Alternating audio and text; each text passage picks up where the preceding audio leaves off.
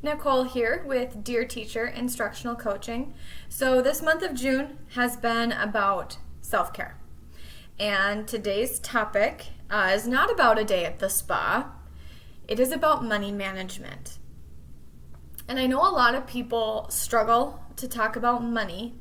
It's a very sensitive subject for a lot of people, but it's also probably one of the most important ones to make sure that we have our money managed and our spending under control, so that way we don't have that extra stress, because that stress is going to prevent us from really taking care of ourselves the way we need to. And since money is usually such a tough topic to talk about because a lot of people are really stressed about money, we got to get that money under control because we got to get that stress under control. So there's a few things I am going to talk about when it comes to money. And the very first thing is something a lot of you probably know, but I need you to take the time this summer to actually sit down and do this, and that is to budget. Budget is huge for getting your money managed and your spending under control. So budget based off of your income that you have right now. A lot of teachers work second jobs. So for example, I'm a part of a STEM Academy program. I don't factor in that money. When I make my budget and when I look at financial stuff, I don't factor that extra however many dollars into. That's bonus money. That's money that I'm maybe putting in savings or putting towards debt that I have, or putting towards a vacation we might go on. That's the extra stuff, okay? And so if you have that second job, I encourage you not to factor that in when it comes to your budget. Instead, think of that as your bonus money instead. But having a budget is super important. And if you can automate your bills and not think about that or have that stress, just know, okay, here's what I have coming in, this is my chunk of bills, it's all automated to come out on these specific dates, and then whatever you have left over, that's what you're living off of. And whether you get paid per month or whether you get paid every 2 weeks, you budget based off of that.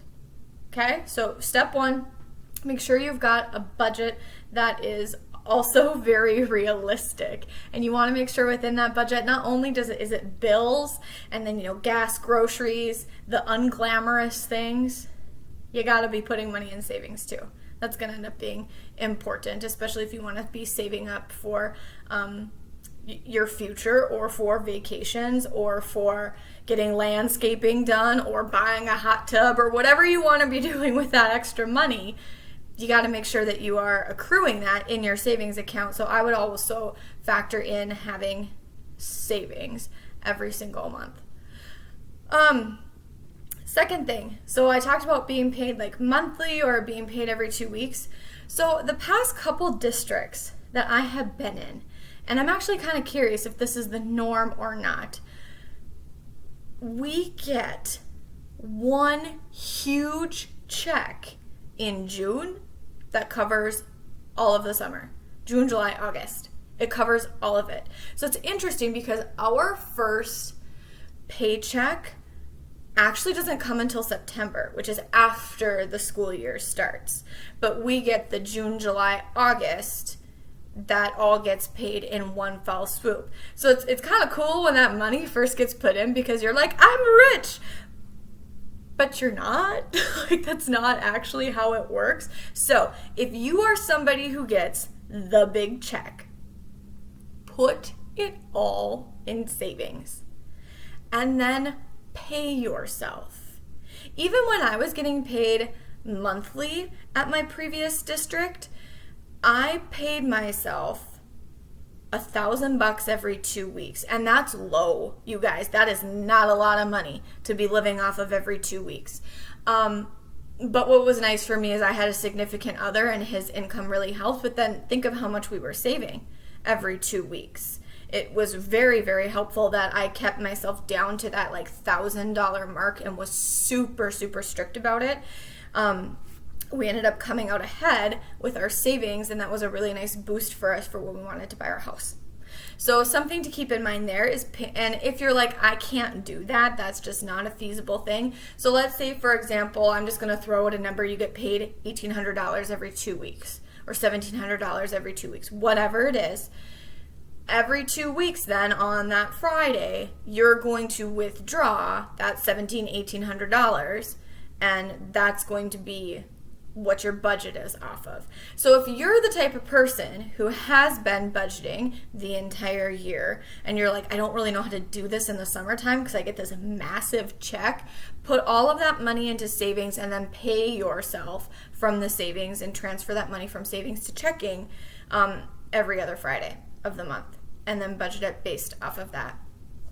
If you find like, oh, hey, I'm still, because for example, for savings, so let's say that you have $1,800 coming in every 2 weeks and you're like, well, I put $200 into savings every time I get paid.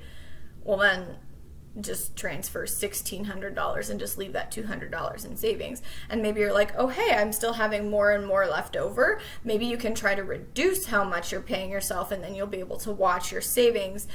Even though it looks like you're pulling money out, your savings will be growing instead of you taking it all out and thinking that you can spend it on whatever you want. Speaking of spending things on whatever you want, it is very important during this time, and I feel this way, and I feel like, so in our state right now, we are considered a low-risk state for COVID-19. Even though we still have cases and there have still been deaths, we are at a very low-risk state right now. So what that means is it really feels like a lot is back to normal. Like bars, restaurants, a lot of businesses still have limited hours, but there doesn't really seem to be much restriction that's going on anymore. Lots of people still wearing masks, all of that kind of like precautionary things. But as far as the amount of people allowed in, that's been increased, as well as some places are even fluctuating their hours a little bit and are going back to normal hours. So because of this, it feels like a lot of the stuff that I was going to be participating in has already been canceled. And now things are kind of coming back to a little bit more of normalcy. And I have all this time on my hands. So, and guys, like, I like me a good sour sitting on a patio somewhere. I love that. I love being outside in the sunshine and just chilling and reading my book and those kinds of things. And I like to get together with my friends. Like, I absolutely love getting together with my teacher friends because now we can just kind of be people, it feels like, and we're not so focused on talking about things that have to do with school, and it's just so refreshing to be around each other in that way. And it's so easy to go to a pub down the street and sit on their patio and have some drinks. And that's so easy to do. And I know a lot of people are like, but that's not going to be that much. You're right. I mean, at a time, it's not that expensive. But over time, yeah, that's huge. When my significant other and we did an entire month of being sober last June, just to, you know what, we just need to we had fitness goals we were working on and just alcohol detriments, all of that. So we didn't drink the entire month of June. And not only were our bodies positively affected, but so were our finances. And we're like, dang, we don't even go out that much. And even when we would go out for meals and we wouldn't order a drink, it was so much cheaper. It blew my mind how much cheaper it was for us to go have a meal. And then we didn't feel so guilty about going out to eat because it wasn't costing us as much as when we'd have a drink or two with our supper. So my point here is going out even if it's to eat or to have a few drinks on a patio, that type of stuff really adds up. And it adds up quicker than you might expect it to. So I'm encouraging you to instead go to your local liquor store if you want to be out on a patio having a few brews. Grab the kind of beverage you want and take it over. Go to a friend's house or sit on your own patio. Go bike there. Okay? Because we don't drink and drive. That's not okay. But my two very close friends and I, we're in walking distance of each other. Like, I'll just strap on a backpack and walk over to their place and have 2 beers while we're chatting on a patio and walk home. That's so much cheaper than going out somewhere. And usually if you're going out somewhere, you're driving. Unless you live really close to a bar. Besides the drinking thing, that was just really more an example than like the be all end all. But there's all kinds of stuff that you can do for free in the summertime. Going to any lake is free. Hanging out at a beach is free. You might have to pay to get there, but that's better than paying to enter a water park. And how much pee is in those pools? Let's be real here. So think about your entertainment. This is really what I'm talking about, is your entertainment for the summer. Whatever it is that you're like, oh, that's like one of my indulgences. And, whether it's a patio beer, going to a water park, or going wherever it happens to be, see if you can figure out things for free. Or at least cheaper and still kind of get the same results. So consider that. And then if you're still struggling with like the whole budgeting aspect of things, I actually recently ordered a budget planner from Amazon, and they have a plethora that are on there, so you can check that out. But I am going to give that a try because we have like bigger financial goals that we want to be meeting. And I think a budget planner is really going to help us with that, because me just putting things on notebook paper, it's been okay so far, but it needs to be a little bit more organized for me to really like grasp what I've got going on. So if you need a budget planner, go for it. Also, if you have never heard the name Dave Ramsey, follow him. Follow him, read his books, pay attention to his financial budget, and like he is the guru for like getting people out of debt.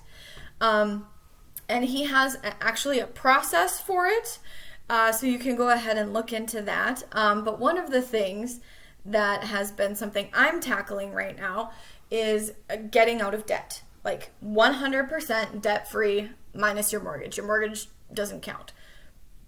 But I read a post, his step 2 in his process is making a list of all of your debt from the least amount of debt to the most amount of debt. And you start with the least amount, and anything extra you're basically putting towards that payment while making minimum payments on your other debt. And soon you're going to see the snowball effect where it's going to start to disappear, because now that minimum payment, so say it was like a $50 minimum payment and you're getting an extra $50 every month that you're putting towards it. So you're putting $100 towards that. Well, now you can be putting that $100 plus the minimum payment from your second piece of debt. So say like the next one is an $80 payment. Well, you were already factoring in $100 up here. Once that's gone, now you're putting that $100 here. And then that's going to be $180 once that's gone. That's additional to your next one. Does that make sense? So there's a snowball effect that takes place when you are eliminating your debt. So that's just one example of what he kind of teaches about and talks about as far as getting people out of debt. So if that's a goal for you, make sure you listen to him or read his work, And the other, so there's an Instagram account called The Financial Diet. And I believe she also has a YouTube channel too, The Financial Diet. And it's just remarkable for like things that you should be spending your money and how to be spending wisely. Because honestly, how many of us were really explicitly taught that? Not a lot of us. And I think that's also a part of why money is so stressful. So make sure you're making a budget. Make sure that you are factoring that big check and paying yourself, but do not factor in any supplemental income. Only base your budget off of your teacher income, if possible, if you can. And then try to be doing things for free or cheap. And then get yourself a budget planner, or follow Dave Ramsey, or follow The Financial Diet. And I know there's other ones out there, but those have been my absolute favorite that I have paid attention to. And it helps keep me focused on things, because when I'm scrolling through my Instagram feed and I see a financial diet post, I'm like, yep, it's just like a daily check-in on really how am I spending money, because you guys, I love to spend money. It's like I do. I like new stuff. I like to change things up, especially when it comes to decor and our home. And it's so easy for me to spend money, that I have, but that I probably shouldn't be spending when I have other financial goals or things that I'm saving up for. So keep that in mind. I know that money isn't a fun topic to talk about, but reducing stress is a part of self-care. And money can cause so much stress. It is probably one of the biggest stress factors for many people. I know that it has been in my life one of my biggest stressors is handling money. So if you can get your finances under control and your money managed, it's going to alleviate a lot of that stress and make you happier and healthier. Take care, everybody. With love, Nicole.